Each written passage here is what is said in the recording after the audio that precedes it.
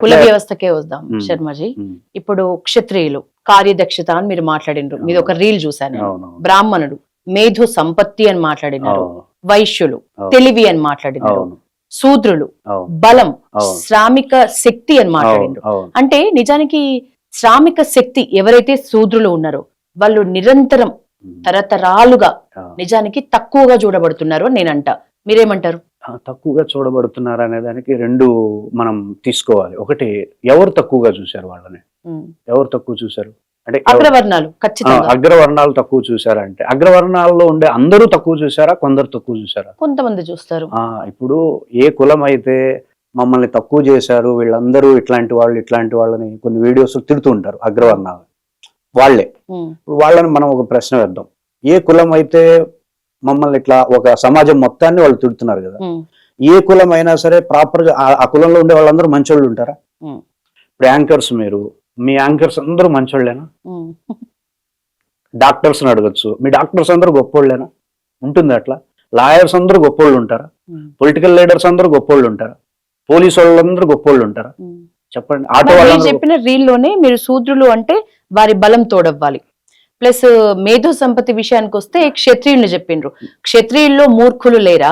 శూద్రుల్లో మేధో సంపత్తి ఉన్న వాళ్ళు లేరా? అదే ఇప్పుడు పుట్టుకతో వీడు బ్రాహ్మణుడు, పుట్టుకతో వీడు శూద్రుడు అని వేదం కూడా చెప్పాలి మనకి. పురుష సూక్తంలో బ్రాహ్మణస్య ముఖం ఆసీత్ బాహు రాజన్య కృత ఊరు తదస్య యద్వైశ్య పద్భ్యాం శూద్రో అజాయత అని చెప్పి బ్రాహ్మణుడు ముఖం నుండి, రాజులు భుజాల నుండి, వీళ్ళు వయస్సులు ఎవరైతే ఉన్నారో వాళ్ళు ఊరువుల నుండి, శూద్రులు ఎవరైతే ఉన్నారో వాళ్ళు పాదాల నుండి వచ్చారు.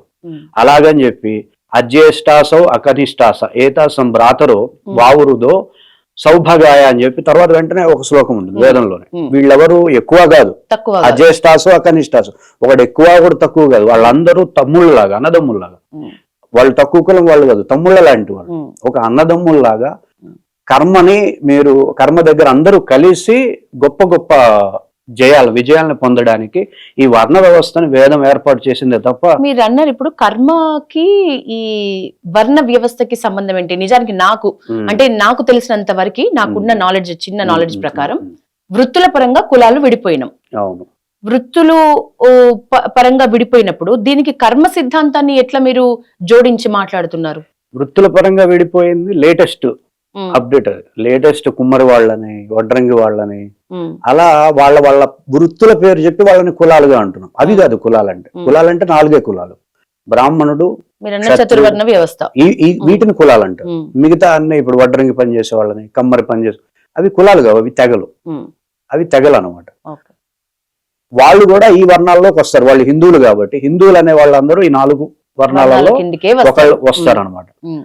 వీళ్ళని పుట్టుకతో కాకుండా గుణకర్మ విభాగశ చాతుర్వర్ణ్యం మయా సృష్టం గుణకర్మ విభాగశ అని భగవద్గీత అంత క్లియర్ గా ఏ గ్రంథం చెప్పాల, వేదం కూడా చెప్పాల.